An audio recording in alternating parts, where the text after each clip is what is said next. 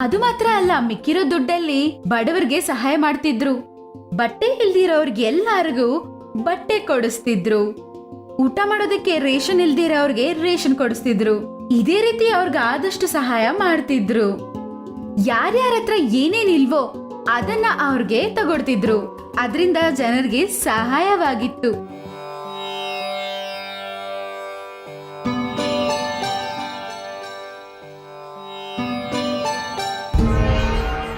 ಮಗು, ನನಗೆ ತುಂಬ ಹೊಟ್ಟೆ ಹಸಿತಾ ಇದೆ. ಮತ್ತು ನನ್ನ ಹತ್ರ ಉಟ್ಕೊಳ್ಳೋಕ್ಕೂ ಒಳ್ಳೆ ಬಟ್ಟೆ ಕೂಡ ಇಲ್ಲ.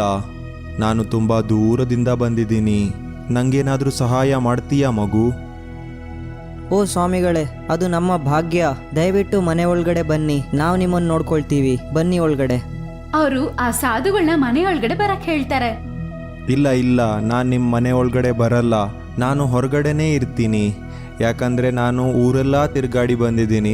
ನಿಮ್ಮ ಮನೆ ಸುಮ್ಮನೆ ಹಾಳಾಗೋಗುತ್ತೆ. ಹಾಗಾಗಿ ಇಲ್ಲೇ ಇದ್ಬಿಡ್ತೀನಿ. ಹಾಗೆ ಹೇಳಬೇಡಿ ಸ್ವಾಮೀಜಿ, ದಯವಿಟ್ಟು ಮನೆ ಒಳಗಡೆ ಬನ್ನಿ ನೀವು. ಅವರು ಸಾಧುಗಳನ್ನ ಮನೆಯೊಳಗಡೆ ಸ್ವಾಗತಿಸ್ತಾರೆ. ಸಾಧುಗಳು ಅವರ ಮನೆ ಒಳಗಡೆ ಬಂದಿದ್ಮೇಲೆ ಅವ್ರನ್ನ ತುಂಬಾ ಚೆನ್ನಾಗಿ ನೋಡ್ಕೋತಾರೆ.